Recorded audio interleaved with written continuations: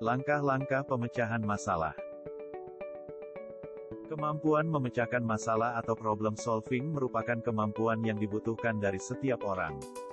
Semakin kita mampu dan berhasil dalam memecahkan masalah, umumnya menunjukkan bahwa kita semakin dapat diandalkan dan dipercaya untuk menangani tugas yang lebih besar. Berikut ini adalah langkah-langkah sistematis yang umumnya dilakukan dalam pemecahan masalah. Langkah pertama adalah mengidentifikasi masalah yang dihadapi. Di sini Anda menggali lebih dalam permasalahan yang ada, dengan mengumpulkan bukti data dan informasi yang merupakan fakta. Dan umumnya menggunakan pertanyaan awal dengan metode 5W+1H. Metode ini terdiri dari, what, atau apa yang terjadi. Who, atau siapa yang terlibat dalam kejadian tersebut. Where, atau di mana kejadiannya. Why, atau kenapa dapat terjadi demikian. When, atau kapan terjadinya. Dan yang terakhir, how, atau bagaimana urutan kejadiannya. Untuk mengarahkan pengumpulan bukti data dan informasi, sering digunakan metode 4M. Metode ini mempertimbangkan 4 faktor dalam pengumpulan data dan informasi, yaitu, man atau orang yang terkait. Metode atau prosedur yang digunakan, material atau bahan baku dan penunjang yang digunakan, dan mesin dan peralatan yang terkait.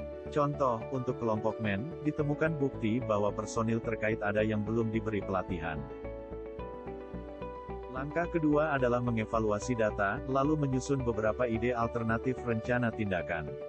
Di sini, bukti-bukti data dan keterangan yang telah dikumpulkan, dipilah-pilah, dianalisa, dan perbandingkan satu dengan yang lainnya. Lalu diperiksa keterkaitannya dengan informasi kejadian masalah. Contoh, dievaluasi data dari mesin X, bahwa selama 2 minggu terjadi kenaikan jumlah cacat kualitas. Dan juga terjadi kenaikan frekuensi dan waktu stop mendadak mesin tersebut, akibat masalah pada pompanya. Alternatif langkah tindakannya adalah melakukan servis atau penggantian pompanya. Langkah ketiga adalah memilih dan menentukan prioritas dari beberapa alternatif rencana tindakan yang sudah ditetapkan sebelumnya.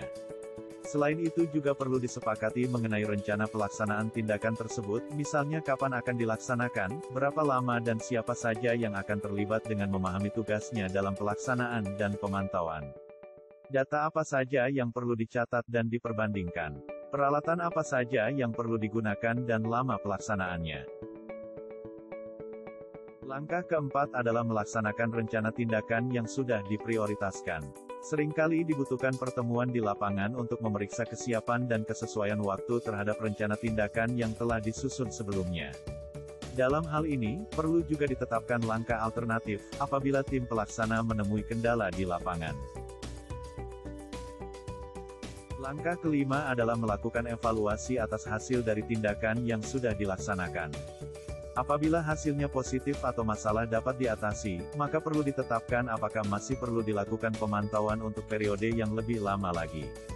Apabila hasilnya negatif atau masalah masih terjadi, maka alternatif rencana tindakan lainnya dapat direkomendasikan untuk dicoba.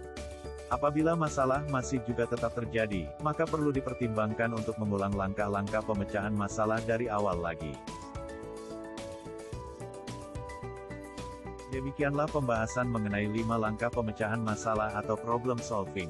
Semoga bermanfaat untuk menunjang karir Anda. Salam semangat!